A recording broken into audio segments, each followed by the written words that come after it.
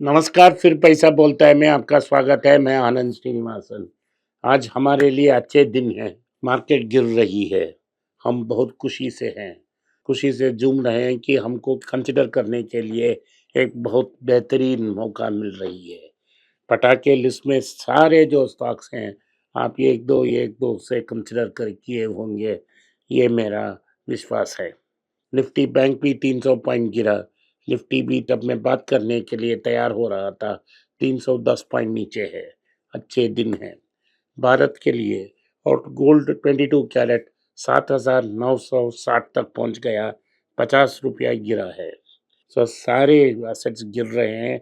सिर्फ dollar strong है, king dollar, और सारी एसेट्स नीचे गिर रहे हैं।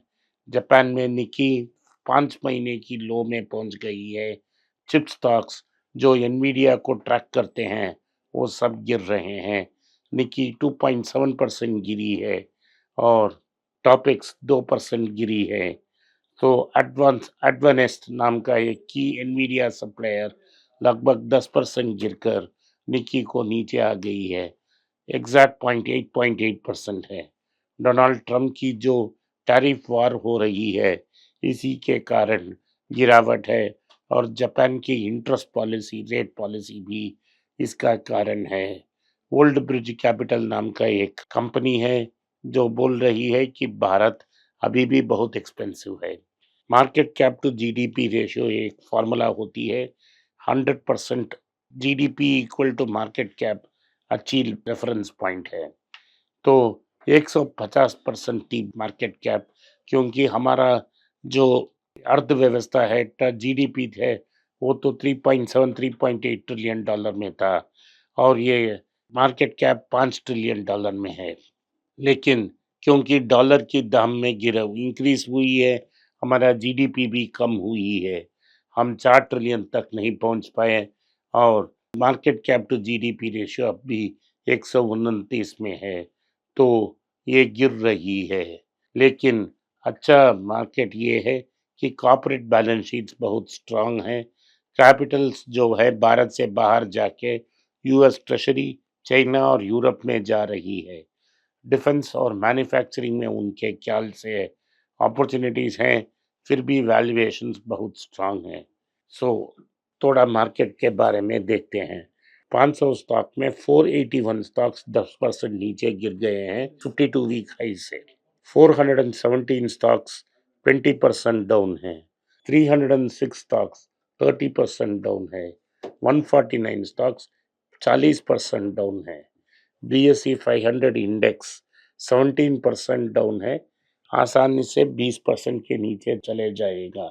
पोस्ट कोविड रैली जो बुल रन बोल रहे थे वो खत्म हो गई है और पिछले 5 महीने में लगातार मार्केट गिर रही है।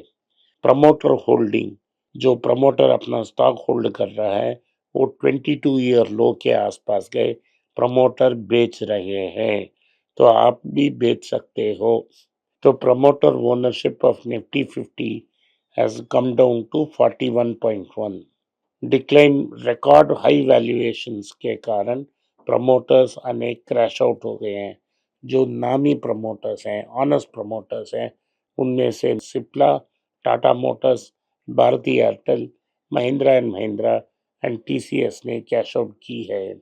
जो फ्लाई बाई नाइट ऑपरेटर्स, उनका नाम मैं लेना भी नहीं चाहता। इंस्टीट्यूशनल इन्वेस्टर्स की ओनरशिप 47.5% तक पहुंच गई है और डोमेस्टिक म्यूचुअल फंड्स की 12.2% है। इंडिविजुअल इन्वेस्टर्स 8 से 8.5% में है। तो म्यूचुअल फंड की जो तादाद है वो बढ़ गई है। तो promoter selling technology, consumer discretionary sectors में बहुत ज़्यादा हैं। तो बेयर मार्केट के कारण 10,000 करोड़ की जो ऊपर जो आईपीओ है, वो 6 आईपीओ को डिले किया गया है। इनमें Tata capital, HDB finance, LG जैसे नामी कंपनियां हैं।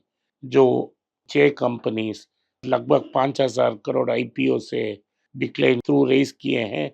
तो वो दिसंबर से बहुत कम है। दिसंबर और उसके पहले 3 मंथ में 25,000 करोड़ बाहर निकाला गया है। तो फरवरी में सिर्फ 3 कंपनीज ने आईपीओ लॉन्च की है, जिसमें हेक्सावेयर सबसे बड़ा है। रिटेल और एचएनआई पार्टिसिपेशन वीक है, और जो 91 कंपनीज पब्लिक इश्यू की है 2024 में, उनसे 41 ऐसा कंपनियां हैं जो आईपीओ प्राइस से नीचे ट्रेड हो रही हैं। एफपीआई अक्टूबर, नवंबर, दिसंबर, जैन, फेब सब कुछ बिक रहे हैं। 27 लाख करोड़ नीचे आए हैं। इंस्टीट्यूशनल इन्वेस्टर्स की एनएवी इरोशन भी ज़्यादा हो रही है। जब जैसे मैं बात कर रहा हूँ, एलआईसी की स्टॉक गिर गई है 2% और 52 वीक लो है। और एलआईसी अभी आईपीओ प्राइस से बहुत कम ट्रेड हो रही है। जो जिसके बारे में बहुत हाइप हो रहा था, वो 55 के आसपास ट्रेड हो रही है। वो आईपीओ से 25% नीचे है।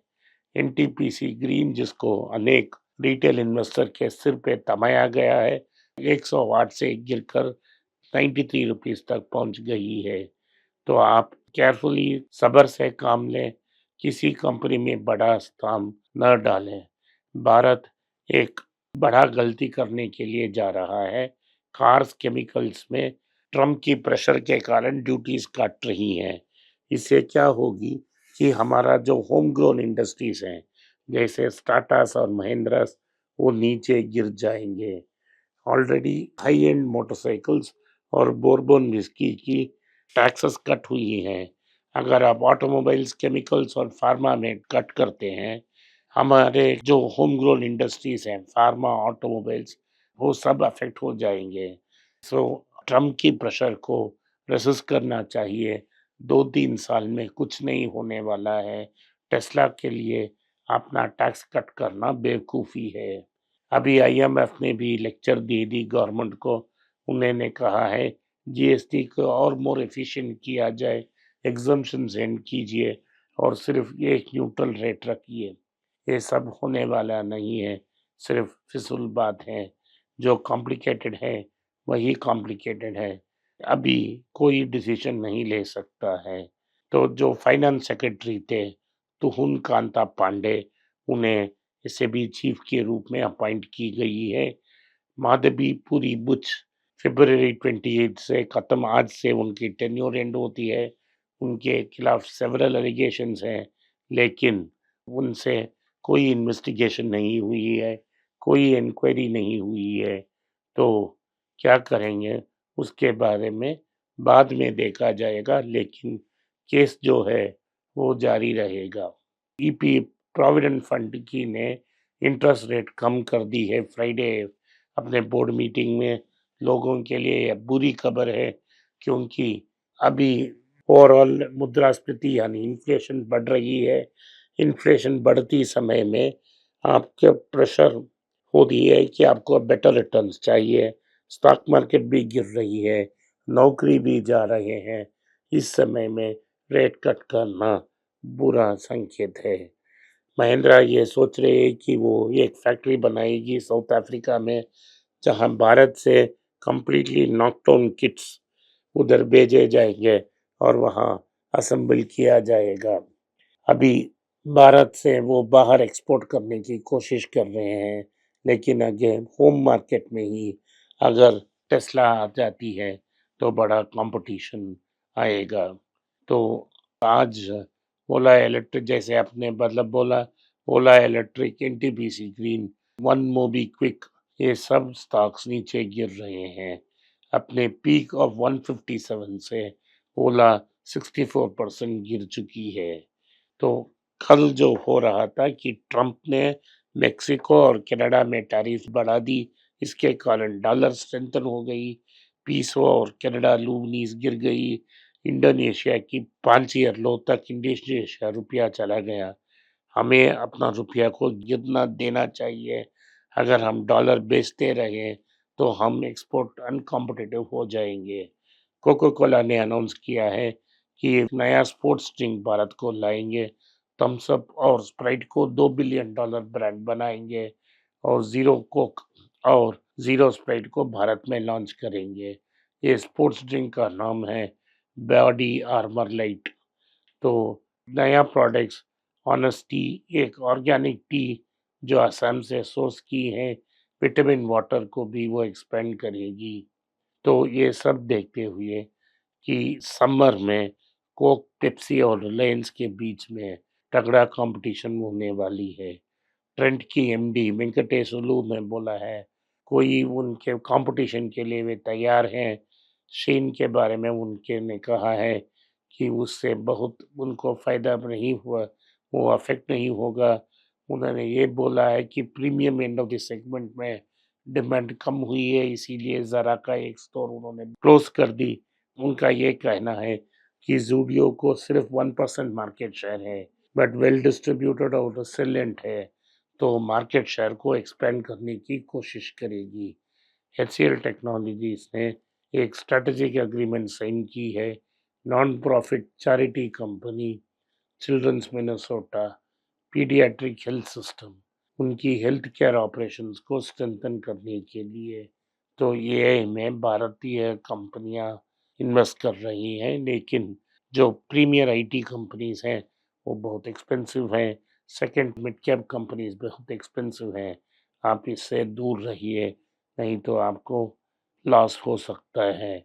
बजाज फाइनेंस, श्रीराम फाइनेंस, चोलामंडलम और अदर एनबीएफसीज 6% तक जंप की क्योंकि उनको और बैंक लोन मिलने की चांसेस हैं।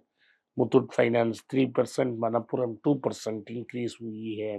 इसके कारण क्योंकि उनकी जो लोन्स दे रहे हैं उनकी रिस्क वेट्स को कम किया है, इसीलिए जंप हो रही है। क्रिप्टो मार्केट में प्रॉब्लम है, ये उनकी जो मेन प्राइम मेंबर है बिटकॉइन, उसकी दाम लगभग 83,000 तक नीचे आकर अभी 85,000 में ट्रेड हो रही है। मार्केट की एक्सपेक्टेशन है कि 79,000 को भी पहुंच सकती है। जो $4 बिलियन क्रिप्टो लिक्विडेशन से बाहर जा रही है। अगर कोई डाउन साइड आती है तो 74,000 तक बिटकॉइन जा सकती है। अगर आपने सोना नहीं खरीदा हो, ये बेहतरीन मौका है। सोना नीचे आई है, इसको कंसिडर करें क्योंकि मार्केट में अगली 24 महीनों में 10,000 तक पहुंच सकती है। आज के लिए इतना ही। आपने इस पॉडकास्ट को सुना, इसके लिए मैं आपका आभारी हूँ। हो सके तो वीडियो को लाइक कीजिए, चैनल को सब्सक्राइब कीजिए और बेल नोटिफिकेशन दबाएं। इस वीडियो को अपने दोस्त और रिश्तेदार के पास भेजें और उनको देखने की रिक्वेस्ट करें। नमस्कार, जय हिंद, धन्यवाद।